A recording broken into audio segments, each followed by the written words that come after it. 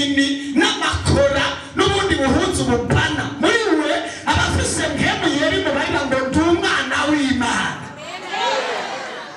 Umuntu ashitse n'abakivuga ngo ko ndi inzobe ngomba kwirabura, ko nirabura ngomba kuba inzobe ngo yihindagure.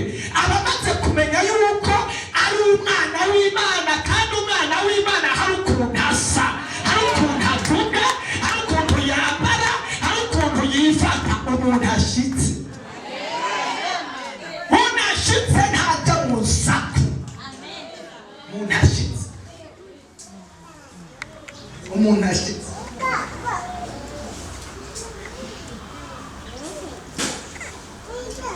umuntu ashitse, umuntu ashitse aramenya ko hari icyo Imana yanka, akamenya ko hari icyo Imana yanka. Haleluya. Umuntu ashitse ari umukristo muzima. Umuntu ashitse ntasunikwa, ntiyengengwa, ntakwengerwa. Iyo umuntu ashitse nk'umuntu bagengaye, umuntu ashitse ahindagurika, ahindagurika. Igihe abantu usanga bahindagurika. Umuntu ashitse amaze gushika nusanga ari inyererezi. No munsi ngo abe hariya, kuwa mbere abe hariya, hariya amasengesho hariya, hariya. Umuntu ashitse amenya ngo Imana iriho kandi iranyumva. Niyo bishitse nje ahantu agasenga agahamagara Imana yo mwijuru. Ashitse agira ukwizera. Iyo umuntu ashitse muri Kristo neza, Imana nayo ishitse amasezerano yayo. Umuntu ashitse, tuba abantu bashitse.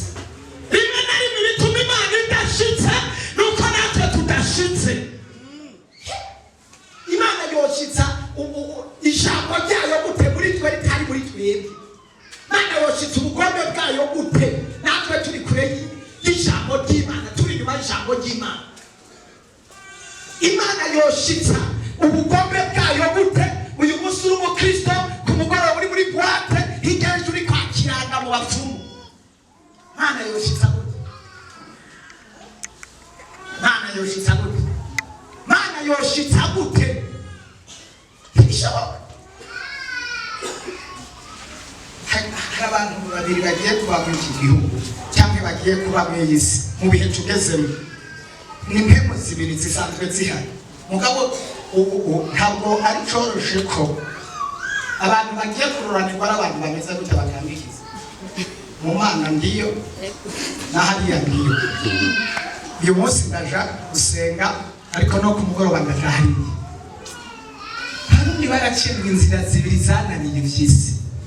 Hitamo inzira imwe uhagararemo neza ushitse. Nimba ari muri Kristo Yesu mugakiza, shikamo neza. Umugani w'umunyarwanda niko yavuze. Muri iki gisi kwavuze ngo kumamo neza. Haleluya. Amen. Nimba ari ariya kwakirana, ariya kwa Shetani, shikamo neza mu kabare, uzinwe zagutosha. Shikamo neza muri boîte, usabane byagutosha. Ubeshe mu buryo bukwiye, ube umwesitro agaragara. Tanga kwiyambika umwambaro w'Imana, wongera wiyambika n'umwambaro w'ububeshi. Tuba bashitse. Imana ishimwe cyane. Tuba bashitse mu izina rya Yesu. Haleluya. Mwami Yesu adufashe cyane. Ndagomba kuwushitse. Ndagomba kuwushitse. Ndagomba kuba umuntu ashitse ariko araja mu ijuru, yemerwa n'ijuru, atazomaramara, atazokorwa n'isoni. Urupfu rushitse cyangwa inzamba ivuze, tuzomenya ngo turiko turaje iwacu. Abantu bashitse bafise iyo baja, kandi n'iwabo barabamenya. Barabamenya iwabo. Niyo bahamagaye baravuga ati warashitse. Bibiliya ivuga ngo Yesu ariko arasenga mu ijuru, ngo baravye baramenya ko Kristo Yesu ariko arasenga. Ko yari umuntu ashitse. Imana idufashe tuba abantu bashitse mu izina rya Yesu.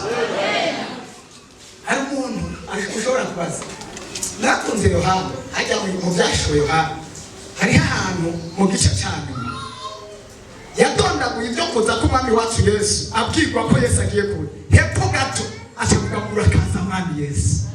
Haleluya. Yohana yari umuntu ashitse, yarumva ko atakintu cyomunyiga, yarumva ko ashitse, yumvise ko Yesu agiye kuza waba acavuga ngo urakaza.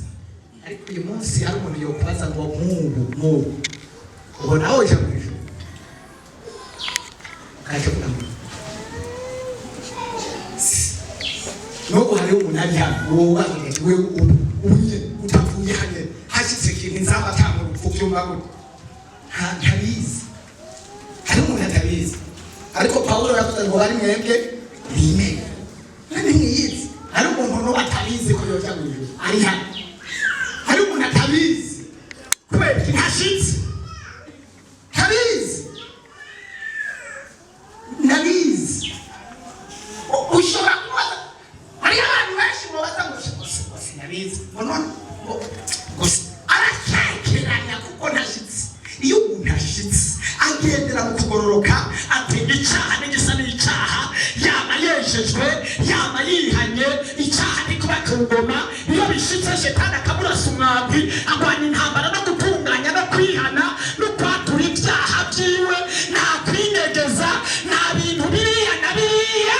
Iyo umuntu ashitse niyo Shetani yomuca intege yihutira kuja mu birenge by'intumwa akavuga ngo Mwami mbabarire ndamenye yuko nababaye. Umuntu ashitse yaba yiyenza ku mwanya ku wundi.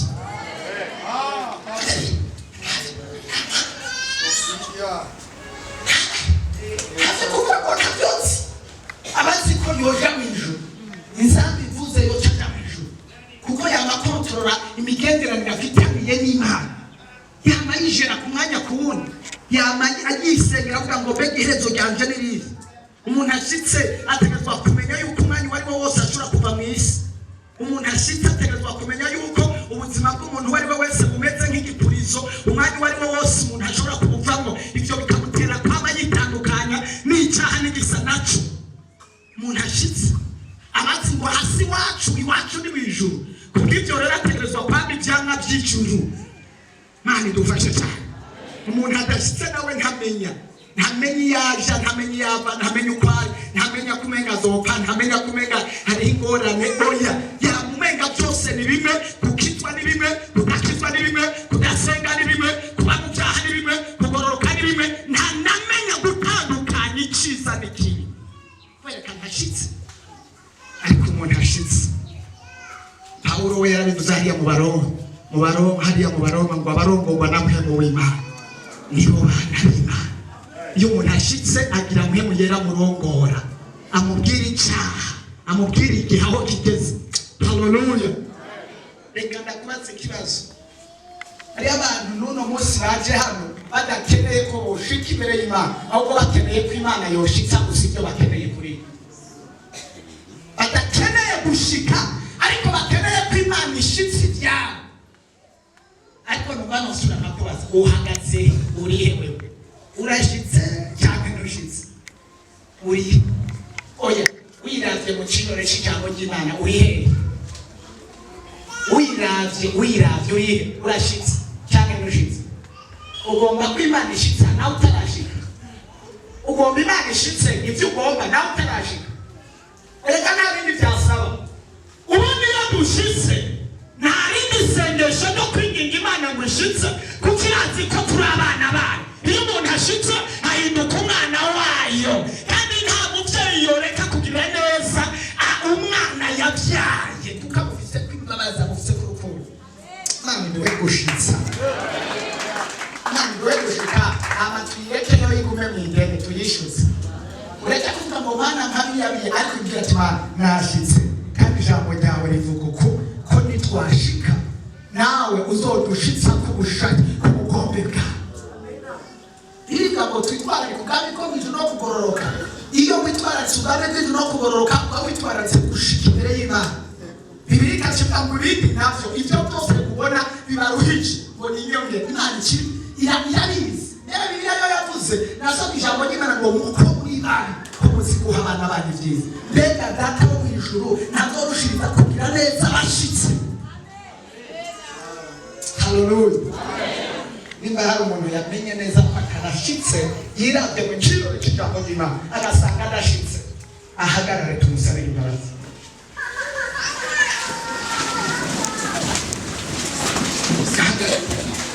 Yo guhagarara ukwiye kugira n'impamvu, kugira kabiri yo kwihana, kwicuza mu mutima, wicuze ubabazwe nuko wabayeho waruzi ngo uruw'Imana mugabo udashitse. Icuza mu mutima ugira Imana ngo Mana ndafashe ingingo utagisubira inyuma, ndafashe ingingo yo kutazosubira kubaho nashitse, ndafashe ingingo zanze, nagiye ukutariko, nahagaze ukutariko, nifashe ukutariko, nakoze ukutariko, sanze narihenze, sanze yo kwibesha gukomeye si kwa kundi gutanga ya noti, ahubwo kwibesha gukomeye ni ukuba wiyita ushitse kandi udashitse. Kugira Imana fata akanya ko kugira Imana fata akanya kugira Imana, winginga Imana ati Mana mbabarira, subira kuri cyane mwagishaje, twinginga Imana kandi ntubivugishe ku munwa gusa, ahubwo cyatangura kurwanya intambara yo kuba ushitse, uri mu rugo, uri ku kazi, uri muri sosiyete, uri kumwe n'umugabo, uri kumwe n'umugore, uri mu bana, uri mu bapagani, uri mu badakijijwe. Gerageza kurwanya intambara yo kuba umuntu ashitse muri za ngeso, uhindura ingeso kugira ngo ube ushitse. Haleluya. Hindura ingeso kugira ngo ube umuntu ashitse.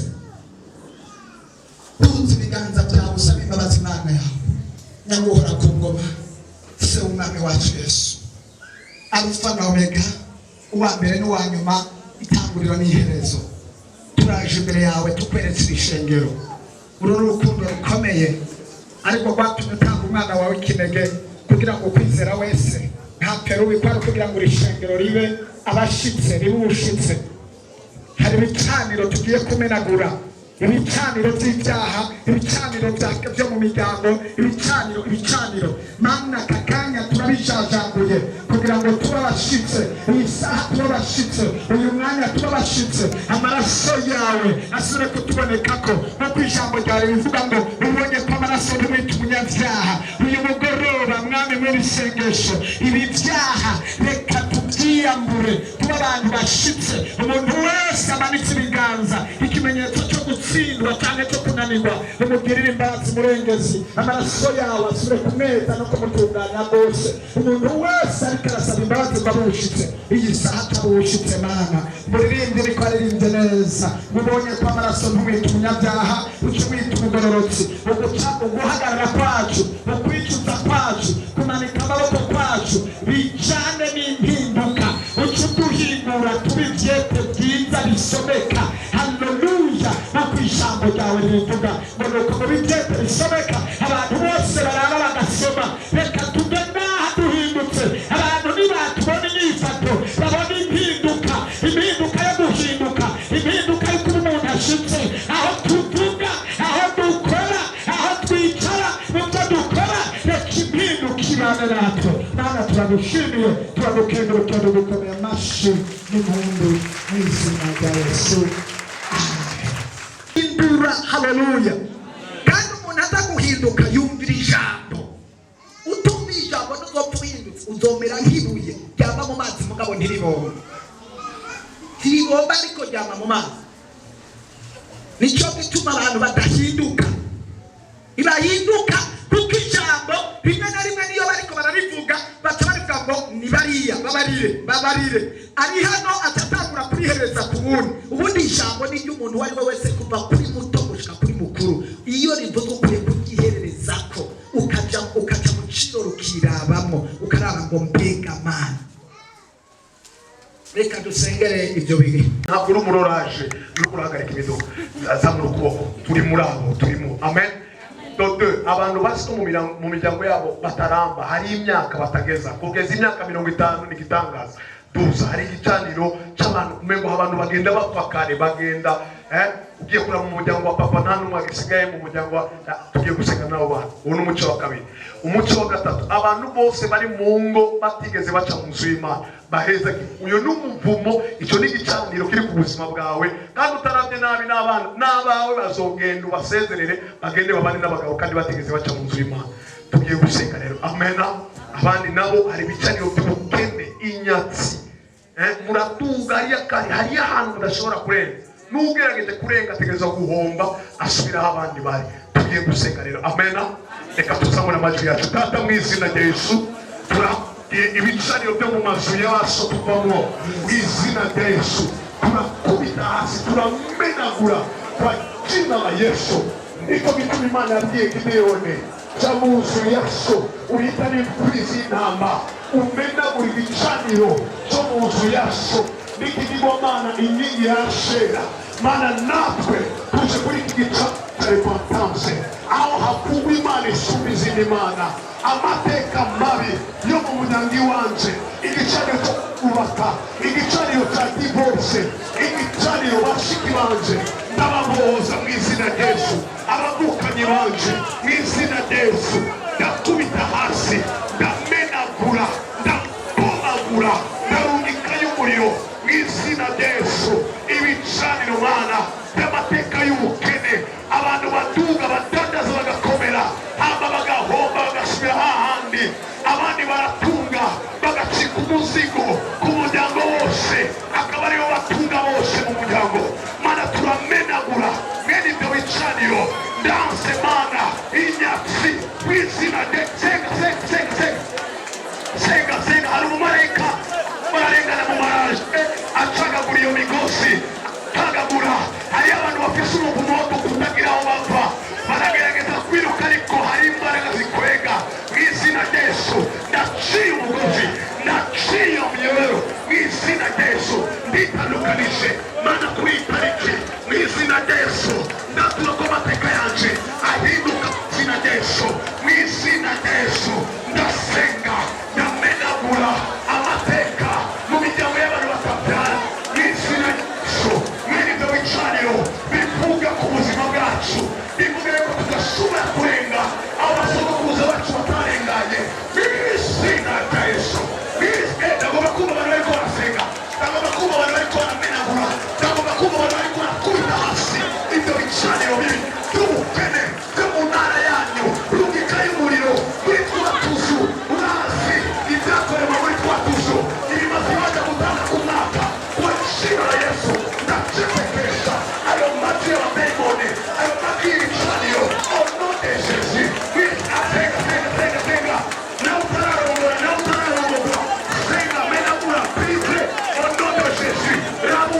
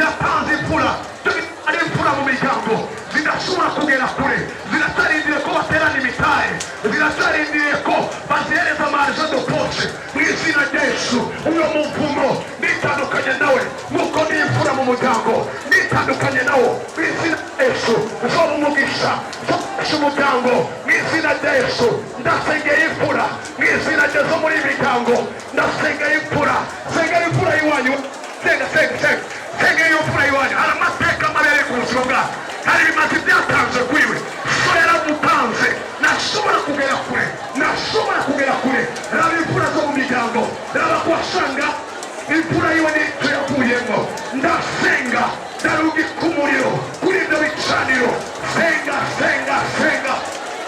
ibicaniro by'ubukene izo nyatsi urahomba raba mu badandaji hari ahantu utagera igihe cyose ugomba gukora ku mamiliyoni agomba kuba ikintu kigusubiza hasi kiguhombesha kikwaka iyo ni nyatsi uyu ni umudayimoni w'ubukene au nom de Jésus ndarungikayo umuriro mu izina rya Yesu abandi mugomba kuva muri izo ntebe va muri iyo ntebe genda senga Bibiliya tubwira ngo aho muzogera hose aho muzokandadiza ibirenge hari imivumo ifatanye n'ibirenge senga ndivaneho ndamenagura umugisha senga hari umugisha w'ibirenge aho ugeze bategereza kuguha akazi aho ugeze bategereza kukwemera ariko hari abantu aho mugeze mushika ibibazo senga ndumva ari umuntu ariko arasenga ati ibirenge byanje sinzi ibyo watambutse sinzi ibyo baguteze muri ibyo birenge mu izina rya Yesu uri hano senga cyane ndabona ibyo utarabona senga nicyo gituma tugomba gukorera Imana ababyeyi muri hano mugomba gukorera Imana mu gihe cyanyu kugira ngo muzosiga amateka meza ku bana banyu senga byawe Imana irihumanure Imana ice karande ice imigozi amablokaje urakoze munyemerere turangiriza kuri iri sengesho uko mwemerere karanyobora amaraso yawe yaje gukura kure abari inyuma abari mu muvumo w'icyaha abari mu muvumo wo gutangwa abari mu muvumo w'umuvumo wari wose none turasengeye ibyo baba baravuze ku mfura ibyo baba baratanze ku mfura abo tuvukana canke abana bacu turasengeye imfura zacu birashoboka ko shetani azirondera birashoboka ko abadayimoni bazirondera birashoboka ko imizimu izirondera ariko turasaba ubwiza bwawe amaraso yawe ijambo ryawe abariko ribarinda abariko rituzinda abariko rituzigama abariko rituproteja imfura iri hano kandi mu bana bacu imfura turabasengere Mana kugira ngo izo mfura zizigane zikurire mu mugisha zikurire mu masezerano zibe imiryango y'umugisha Mana yo mu ijuru nk'uko ijambo ryawe ribivuga nk'uko amaraso yawe ari mu izina rya Yesu uyu muntu yinjiye mu maraso yawe akumva ku muvumo iyo umuntu yihanye icyaha akumva ku muvumo iyo umuntu ahagaze mu ijambo ryawe riyavumura riyahindura riyigisha haleluya rirahindura rigahagarika ubushobozi bwose bw'imivumo reka amaraso yawe n'ijambo ryawe abarigore tuvumura abari baravumwe abari kure abatari mu masezerano bashika mu masezerano kubera ijambo ryawe n'amaraso yawe Mana ndagushimire kuri mugoroba ko tugiriye neza tugiye gutaha tuboneka ko amaraso yawe mu izina ry'umwami wacu Yesu Kristo nishurirwa mbere n'ubuvugishwa burahari kandi burakora ariko nagomba kubwira umuvugishwa yishurirwa n'ibindi ibyo aribyo byose bimeze nk'umuriro nanjye ndavugishwa kandi ndayishurirwa ariko ibyo byose bimeze nk'umuriro w'ibihunda kuko naho nzovugishwa Imana iciyemo nkavugishwa ubuvugishwa ntibuzoguhindura ariko ikintu kizoguhindura n'ijambo ry'Imana naho ntovugishwa mesaje y'ijuru Imana ikancamo nk'uko bihora biri nkavuga ibyawe byose ibyo ntibizoguhindura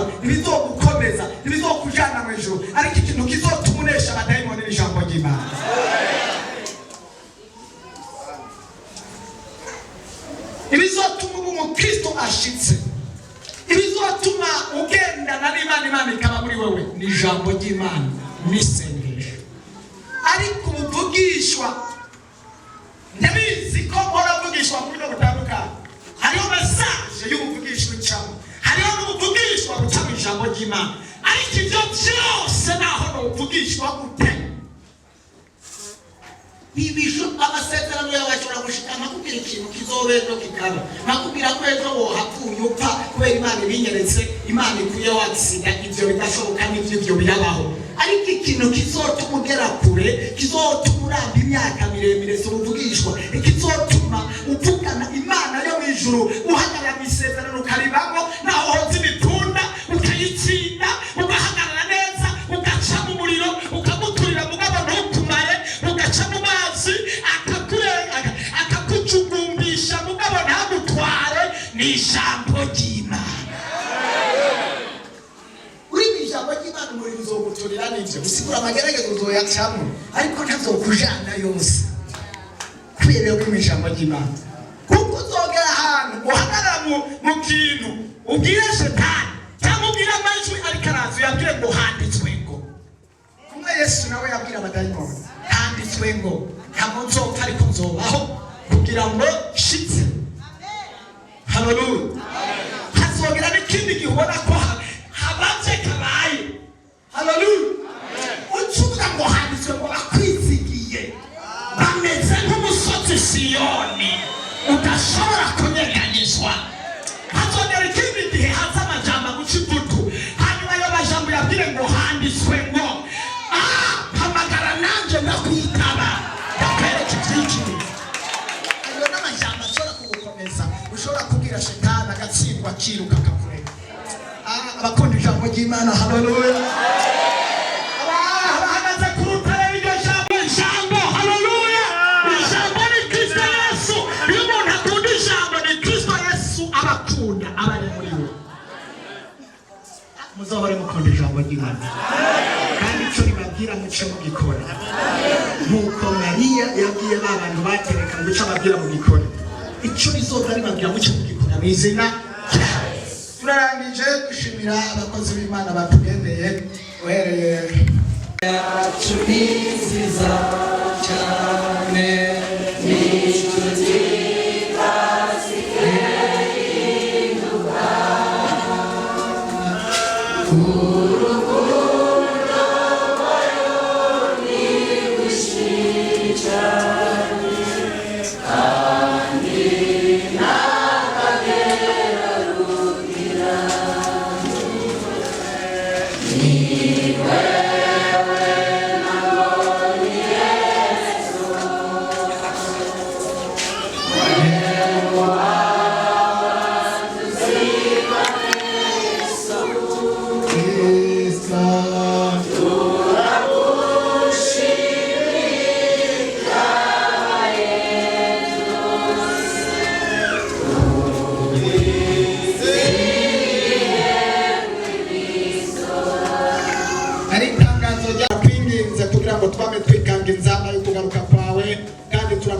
tuzogira iherezo ryiza.